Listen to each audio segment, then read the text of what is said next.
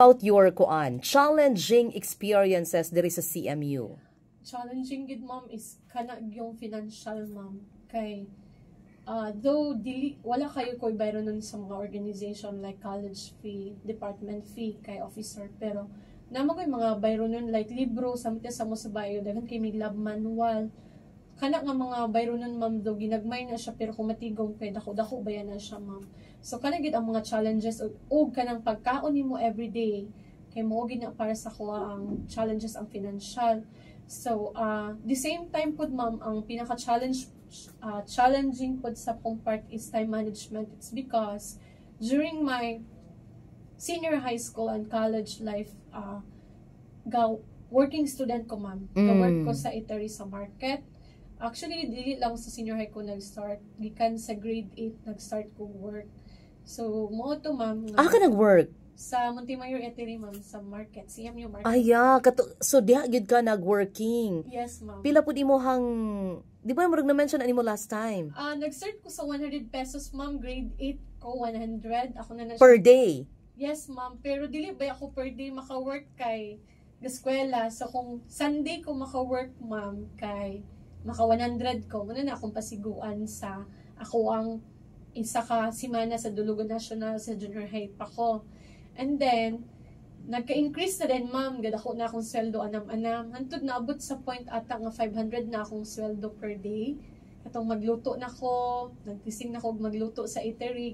Gikan sa dishwasher man ko last pag-start. Hantod nag-server na ko. Nag-cashier, hantod na abot sa part nga magluto na ko ma'am. So, nagsaka-saka pud akong sweldo. So, kanan siya.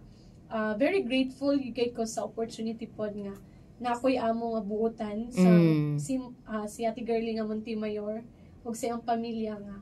And katang time wala ko nila gitrato as katabang pod gitrato ko nila as family. So kana ma'am, pero na-overcome na ko siya nga challenge ma'am because kabalo mo ko mag-racket. And then at the same time aside sa mag-work ko ma'am, napug ko yung mga sideline like magpa-member ko sa personal collection. Kanagong, I don't know if familiar mo sa personal collection. Familiar ko. Ibon, Natasha, mga ga-dealer ko sa personal collection. Hapit nagi ko mag-dealer ato sa Avon na pod. Dayon, ga-makeup ko ma'am.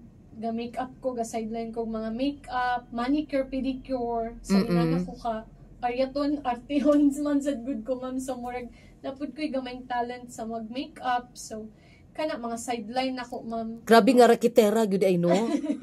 Rakitera dayon. Katong na mention ako last time nga mag-appeal pod og mga ginagmay nga pageants para nay consolation kung dili madaog at least na kay kwarta. Oo. And then kana ma'am, kana gid akong challenge gid financial pero I know nga kaya gid nako to siya kay gihatag gud to ni Lord sa ako nga challenges, so na overcome ra gid nako siya nga challenges ma'am. So pero even bitaw ma'am nga kanang medyo lisod siya una-unaon, pero para sa ko kay hayahay nako adto nga time nga nakoy kita. Kay sa una kay wala jud koy kita ma'am.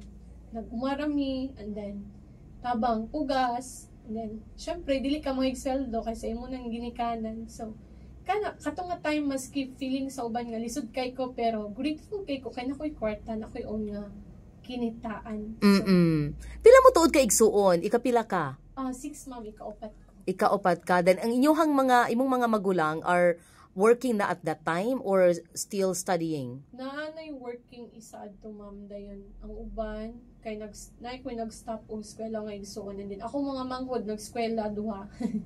So lisod gid siya ma'am.